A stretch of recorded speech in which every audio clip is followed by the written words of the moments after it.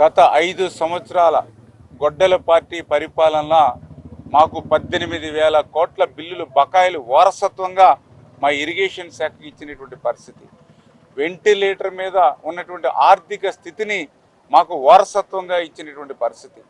ఇటువంటి పరిస్థితిలో కూడా తన పరిపాలనా దక్షతతో ఇరిగేషన్ రంగం మీద ప్రాధాన్యత ఇవ్వాలనేటువంటి ఆలోచన ఉన్నటువంటి వ్యక్తి ఈరోజు ఈ రాష్ట్రానికి ముఖ్యమంత్రిగా చంద్రబాబు నాయుడు గారు ఉన్నారు. కాబట్టి ఈవేళ పెద్ద ఎత్తున ఇరిగేషన్ రంగాన్ని నిధులు కేటాయించి గాడిలో పెడుతూ, అందులో కూడా ముఖ్యంగా మనం వందల కోట్ల రూపాయలు, వేల కోట్ల రూపాయలు నిర్మాణం చేసేటువంటి ప్రాజెక్టులు, రిజర్వాయర్లు ప్రమాదంలో పడితే వాటిని మెయింటెనెన్స్ చేయవలసిన బాధ్యత ప్రభుత్వాల మీద ఉంది. దురదృష్టం, గత 5 సంవత్సరాల గొడ్డల పార్టీ ఈ యొక్క ప్రాజెక్టులు కానీ రిజర్వాయర్లు కానీ భద్రతను గాలికి వదిలేసినటువంటి పరిస్థితి. ఎందుకంటే ఆ రోజు ఈ యొక్క ధవళేశ్వరం బ్యారేజే కాదు, ఆ తుంగభద్ర ప్రాజెక్టుకు సంబంధించిన గేట్లు ప్రమాదభరితంగా ఉన్నాయని నిపుణులు చెప్పితే చెవికెక్కల. దాని ఫలితం 2024 ఆ రోజు మీరందరూ కూడా చూశారు. 19వ గేటు తుంగభద్ర కొట్టుకుపోయినటువంటి పరిస్థితిలో రిజర్వ్లో ఉన్నటువంటి 105 టీఎంసీల నీరు కిందకి వెళ్ళిపోయేటువంటి స్థితిలో కర్ణాటక ప్రభుత్వం సైతం చేతులు ఎత్తేస్తే పంటను వదులుకోవలసిందే అని ఆ ప్రభుత్వం కూడా రైతులకి తెలియజెప్తే చంద్రబాబు నాయుడు గారు కన్నం నాయుడు గారిని పంపించి ఆ 19వ గేటుని దేశ చరిత్రలో వాటర్ ఫ్లో ఉండగా గేటుని మళ్ళీ పునర్నిర్మాణం చేసి 80 టీఎంసీల నీటిని కాపాడినటువంటి చరిత్ర మన కూటమి ప్రభుత్వానికి. శ్రీశైలం ప్రాజెక్టు మన జాతి ప్రాజెక్టు. అటువంటి శ్రీశైలం ప్రాజెక్టు కూడా ప్రమాదభరితంగా ఉంది, లంజపూలు ప్రమాదభరితంగా ఉందని ఎంతమంది నిపుణులు అధికారులు హెచ్చరించినా 5 సంవత్సరాల గొడ్డల పార్టీ చెవికెక్కల. మళ్ళీ ఈరోజు కూటమి ప్రభుత్వం అధికారులకు వచ్చిన తర్వాత 250 కోట్ల రూపాయలు ఈరోజు శ్రీశైలం ప్రాజెక్టుకి నిధులు ఇచ్చి ఈవేళ ఆ మరామతులు అన్నీ కూడా ఈవేళ పనులు ప్రారంభించినటువంటి పరిస్థితి. అదేవిధంగా గత ప్రభుత్వం ఇటువంటి వైఫల్యాల వల్ల ఒక ఫించా ప్రాజెక్టు కొట్టుకుపోయినా, ఒక అన్నమయ్య ప్రాజెక్టు కొట్టుకుపోయినా, ఊళ్ళు మరి గాల్లో కలిసిపోయినా 42 మంది ప్రాణాలు పోగొట్టుకునేటువంటి స్థితి మనం చూసిన. ఇటువంటి స్థితికన్నిటికీ కూడా భవిష్యత్తులో ఉండకూడదనేటువంటి ఆలోచనతో ఈవేళ ఈ ప్రభుత్వం వచ్చిన తర్వాత గుండ్లగమ్మ గేట్లు కూడా మనమే మళ్ళీ పూర్తి చేస్తున్నటువంటి పరిస్థితి మనందరం కూడా చూస్తూ ఉన్నాం.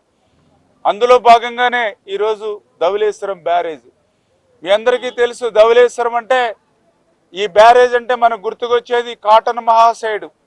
విదేశీయుడు అయినప్పటికీ కూడా ఈరోజు గోదావరి జిల్లాల్లో ఏ గ్రామానికి వెళ్ళినా కూడా కాటన్ మహాశయుడు ఒక దేవుళ్లాగా మనం పూజిస్తున్నామని అంటే ఈ యొక్క ధవళేశ్వరం బ్యారేజ్ లేకపోక ముందు ఈ గోదావరి ప్రాంతంలో తినడానికి కనీసం తిండి కూడా లేనిటువంటి స్థితిలో తేగలు, దుంపలు, తాటికాయలు, కలగదుంపలు తిని బతికేటువంటి పరిస్థితి.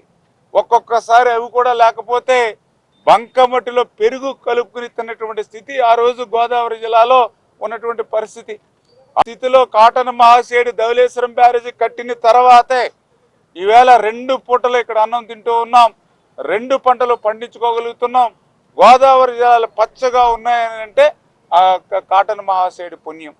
మరి అటువంటి కాటన్ మహాశయుడు కట్టినటువంటి ఈ బ్యారేజీ, ఈ యొక్క గేట్లు ప్రమాదభరితంగా ఉన్నాయి. ఈ గేట్లను కనుక రీప్లేస్మెంట్ చేయకపోతే, ఈ యొక్క బ్యారేజీకి ప్రమాదం ఏర్పడితే గోదావరి జిల్లాలు ఎడారిగా మారిపోతాయని ఆ రోజు జగన్మోహన్ రెడ్డికి అధికారులు హెచ్చరించారు, నిపుణులు తెలియజేశారు. 5 సంవత్సరాలు వేసమెత్తు కూడా ఈ యొక్క ధవళేశ్వరం బ్యారేజీ గేట్ల గురించి ఆలోచన చేయలే ఆ రోజు గొడ్డల పార్టీ. అంటే ఈ ధవళేశ్వరం బ్యారేజీ గేట్ల గురించి ఆలోచన చేయలేదు అని అంటే అర్థం గోదావరి జిల్లాల ప్రజల్ని ఆలోచన చేయనటువంటి పరిస్థితి. ఎందుకంటే ఈవేళ ఈ ధవళేశ్వరం బ్యారేజీ ఉంది కాబట్టే ఈరోజు ఒక గుండెకాయలాగా ఉంది ఈ ధవళేశ్వరం బ్యారేజీ మా గోదావరి జిల్లాలకు. ఈవేళ 10 లక్షల ఎకరాలకి సాగునీరు అందిస్తుంది అని అంటే అది ధవళేశ్వరం బ్యారేజీ. ఈవేళ లక్షలాది మంది ప్రజలు మంచినీళ్లు తాగుతున్నాము గోదావరి జిల్లాల్లో అంటే అది ధవళేశ్వరం బ్యారేజీ. అటువంటి ధవళేశ్వరం బ్యారేజీ గేట్లు ప్రమాదంగా ఉన్నాయని చెబితే చెవికెక్కనటువంటి జగను రేపు గోదావరి జిల్లాలో తిరిగేటువంటి అర్హత ఆయనకు ఉందా అని చెప్పి మేము ప్రశ్నిస్తూ ఉన్నాం. కానీ ఈరోజు కూటమి ప్రభుత్వం అధికారంలోకి వచ్చిన తర్వాత గత ప్రభుత్వం చేసినటువంటి తప్పిదాలను సరి చేసుకుని ఏదైతే ఈ యొక్క బ్యారేజీకి సంబంధించినటువంటి గేట్లు మరి ఈవేళ 175 గేట్లు ఈ యొక్క ధవళేశ్వరం బ్యారేజీకి ఉంటే ఇక్కడ కూడా మీరు గమనించాలి, ప్రజలు కూడా ఆలోచన చేయాలి, ముఖ్యంగా గోదావరి ప్రజలు కూడా ఆలోచన చేయాలి. 175 గేట్లు ధవళేశ్వరం బ్యారేజీకి ఉంటే ఆ రోజు 2015లో చంద్రబాబు నాయుడు గారు ముఖ్యమంత్రిగా ఉండగా 32 కోట్ల రూపాయలు నిధులు ఇచ్చి ఆ రోజు 58 గేట్లు కొత్త గేట్లను ఏర్పాటు చేశాం. మళ్ళీ ఈరోజు 2026లో 150 కోట్ల రూపాయలు నిధులు ఇచ్చి మిగిలినటువంటి బ్యాలెన్స్ 117 గేట్లకి ఈవేళ కొత్త గేట్లు ఏర్పాటు చేయడానికి టెండర్లు పిలిచి వర్క్ ఆర్డర్ ఇచ్చి పనులు ప్రారంభిస్తూ ఉన్నాం. ఇక్కడ గోదావరి జిల్లా ప్రజలు ఈ యొక్క ఆంధ్రప్రదేశ్ రాష్ట్ర రైతాంగం గుర్తుపెట్టుకోవాలి, 2015లో ఈ గేట్లను బాగు చేసింది చంద్రబాబు నాయుడు గారే. మళ్ళీ 2026లో మిగిలిన బ్యాలెన్స్ గేట్లని మళ్ళీ కొత్తవి ఏర్పాటు చేస్తుంది చంద్రబాబు నాయుడు గారే. మరి మధ్యలో 5 సంవత్సరాలు ఈ గొడ్డల పార్టీ అధికారంలో ఉంది, 151 సీట్లు ఇచ్చారు, 50% ఓట్లు ఇచ్చారు. మరి గోదావరి జిల్లాల గుండెకాయ లాంటి ఈ యొక్క ధవళేశ్వరం బ్యారేజీకి ₹1 ఎందుకు కేటాయించాల, 10 పైసలు ఎందుకు విధించాల? ఆ రోజు చంద్రబాబు నాయుడు గారు చేసి ఈ రోజు చంద్రబాబు నాయుడు గారు చేస్తే మధ్యలో 5 సంవత్సరాలు గోదావరి జిల్లా ప్రజలకి ఆయువు పొట్టైనటువంటి సాగు త్రాగునీరు అందించేటువంటి ధవళేశ్వరం బ్యారేజీని ఎందుకు నిర్లక్ష్యం చేశావో ఈవేళ గోదావరి జిల్లా ప్రజలకి ఈవేళ గొడ్డల పార్టీ నాయకుడు ఈవేళ క్షమాపణలు చెప్పవలసిన అవసరం ఉంది. ఎందుకంటే ఈవేళ రైతాంగం ఈవేళ ఆంధ్రప్రదేశ్ రాష్ట్రానికి ఒక అన్నపూర్ణ అని పేరు వచ్చింది అని అంటే, ఆంధ్రప్రదేశ్ రాష్ట్రం ఒక ధాన్యాగారంగా పేరొందుతుంది అంటే అది గోదావరి జిల్లాలు. అటువంటి ధాన్యాగారం అన్నపూర్ణని పేరు తీసుకొచ్చినటువంటి గోదావరి జిల్లాలను కూడా ఎడారిగా మార్చేసేటువంటి గొడ్డల పార్టీని ప్రజలెవరు కూడా భవిష్యత్తులో క్షమించకూడదని చెప్పి మీ ద్వారా కూడా ఈ సందర్భంగా తెలియజేసుకుంటూ, ఖచ్చితంగా ఈ యొక్క కూటమి ప్రభుత్వం అధికారంలోకి వచ్చింది, రైతులకి మంచి రోజులు వచ్చాయి. ఈవేళ వెంటిలేటర్ మీద ఆర్థిక స్థితి ఉన్నా కూడా ఒక్కొక్క పని పూర్తి చేసుకుంటూ ఉన్నాం.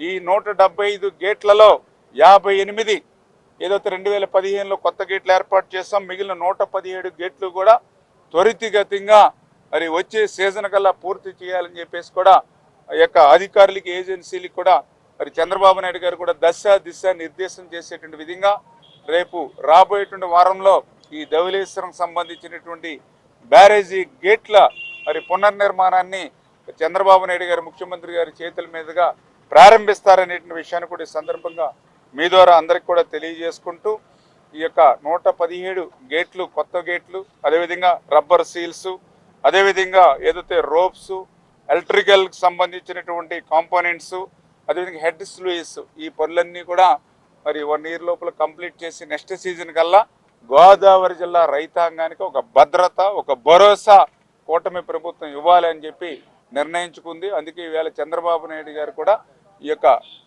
నెక్స్ట్ వీక్లోనే ఈ యొక్క గేట్ల పునర్నిర్మాణ ప్రారంభం పనులు ప్రారంభిస్తారని చెప్పి కూడా మీ ద్వారా తెలియజేసుకుంటూ, ఈ యొక్క ధవళేశ్వరం గేట్లు ఏర్పాటు చేయడమే కాదు, గోదావరి జిల్లాలకు సంబంధించినటువంటి మోడరేషన్ వర్క్లు కూడా చేయాలనేటువంటి ఆలోచనతో ఈ ప్రభుత్వం. ఎందుకంటే ఈవేళ చిన్నపాటి వర్షం వస్తే జలాశయాలుగా మారిపోతూ ఉన్న ఈవేళ గోదావరి జిల్లాల్లోని రైతాంగం ఒక పంట నష్టపోతున్నటువంటి పరిస్థితి. ఎప్పుడో బ్రిటిష్ వారు కట్టినటువంటి లాకులు, షట్టర్స్ ఇవన్నీ కూడా మరామతులు గురవుతున్నటువంటి పరిస్థితి. అటువంటి స్థితిలో మళ్ళీ ఈరోజు కూటమి ప్రభుత్వం వచ్చింది. గోదావరి జిల్లాల ప్రజలు, రైతుల్లో ఆశలు చిగురుస్తూ ఉన్నాయి. అందుకే వారి ఆశలకు అనుగుణంగానే ఈవేళ వెంటిలేటర్ మీద ఆర్థిక స్థితి ఉన్నప్పటికీ కూడా ఈ జిల్లా రైతాంగం క్షేమాన్ని దృష్టిలో పెట్టుకుని ఆ యొక్క గోదావరి జిల్లాల ఏదైతే ఈ యొక్క మోడరేషన్ వర్క్స్ని కూడా తీసుకోవాలని 36 ప్రాజెక్టులు ఏదైతే చంద్రబాబు నాయుడు గారు 36 ప్రాజెక్టులు ఎప్పుడు ప్రారంభిస్తాం, ఎప్పుడు ముగిస్తాం అనేది ఏదైతే ఒక ఇరిగేషన్ క్యాలెండర్ ఏదైతే ప్రకటన చేశారో ఆ 36 ప్రాజెక్టుల ఇరిగేషన్ క్యాలెండర్లో మన గోదావరి డెల్టా ఆధునీకరణ కూడా అందులో పెట్టామనంటేనే గోదావరి జిల్లా ప్రజలకు ఒక శాశ్వతంగా వాళ్ళ పరిష్కారం చూపాలి సాగునీరులో అనేటువంటి ఆలోచన.